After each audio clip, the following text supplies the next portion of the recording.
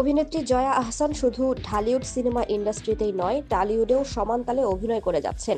দুই বাংলায় অভিনয় করে দুদেশেই সমান সংখ্যক ভক্ত অনুরাগী পেয়েছেন তিনি। বাংলাদেশে অসংখ্য সফল সিনেমার কাজ করার পাশাপাশি টালিউডেও রয়েছে তার ব্যস্ততা।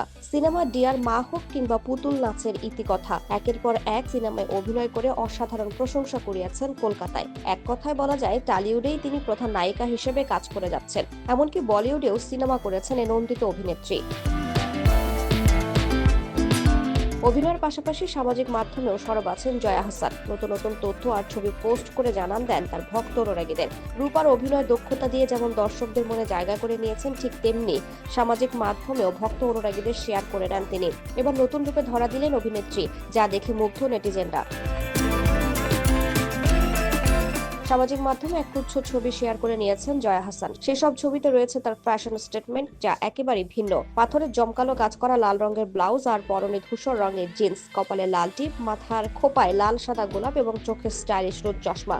আর পাথরের তৈরি চুড়ি ও বালার সঙ্গে হাতে একটি টুকটুকে লাল আপেল তাকে এনে দিয়েছে এক দারুণ আভিজাত্যপূর্ণ লুক। এই পুরো ঐতিহ্য আর আধুনিকতার ফিউশন লুকে অভিনেত্রী যেন নজর কেড়েছেন সবার।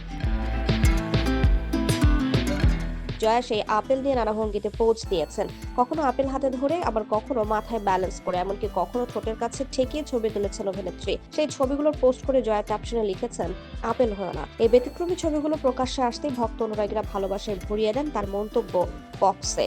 এক নেটিজেন লিখেছেন, খুব সুন্দর লাগছে। আবার কেউ কেউ উচ্ছ্বাস প্রকাশ করে লিখেছেন, লাভ অফ মাই লাইফ। আরেক নেটিজেন লিখেছেন, পুরো আগুন লাগছে, কে কোথায় আছিস, জল নিয়ে আয়।